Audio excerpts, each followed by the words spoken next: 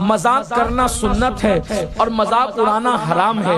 ہم لوگ مذاق اڑاتے ہیں، مذاق اڑانے کی اسلام میں اجازت نہیں ہے، مذاق کرنا سنت ہے۔ مذاق اڑانے میں اور مذاق کرنے میں فرق کیا ہے؟ مذاق کرنا اس کو کہتے ہیں کچھ ایسی بات کہہ دی جو جھوٹ بھی نہیں ہے، آپ نے بھی ہنس لیا، اس نے بھی ہنس لیا، دونوں خوش ہو گئے، محبت بڑھ گئی، اس کو کہتے ہیں مذاق۔ اور ایک مذاق اڑانا، کسی کی تذلیل کرنے کے لیے، تحقیر کرنے کے لیے اس کی ہنسی اڑائی جائے، اس کو ذلیل کرنے کے لیے، یہ حرام ہے۔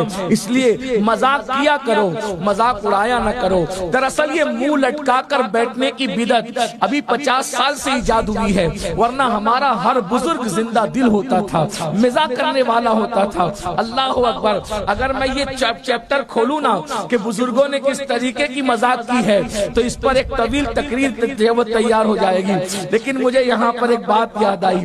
اللہ اکبر! سیدی اعلیٰ حضرت امام احمد رضا محدث بریلی رحمت اللہ علیہ کے یہاں ایک لوتا پوتا تھا، بہت منت مرادوں کے بعد دعا کی تھی تو مولانا حامد رضا صاحب حجت الاسلام رحمت اللہ علیہ کے گھر میں ایک بیٹا پیدا ہوا، ان کا نام رکھا گیا ابراہیم رضا جیلانی میاں۔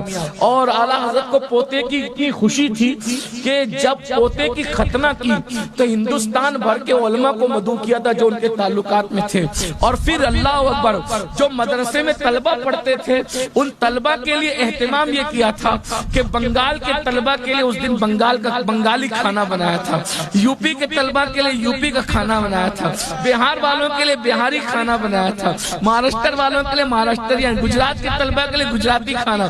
یعنی امام احمد رضا بہت مالدار آدمی تھے، شاید آپ کو نہیں پتا ہو، وہ جاگیردار گھرانے سے تعلق رکھتے تھے۔ ان کے جو جج تھے شجاعتیار خان صاحب، وہ بہت بڑے جو ہے وہ شش ہزاری منصب پہ فائز تھے۔ میں بات اب دور نکلتی جا رہی ہے، میں اس طرف جاؤں گا تو لمبی ہوگی، بہرحال وہ بہت مالدار تھے۔ اور اس کے بعد پھر یہ ہے کہ جتنے مدرسے کے طلبہ تھے اس وقت میں ہر طالب علم کو 5-5 روپیہ نذرانہ بھی دیا جا رہا تھا۔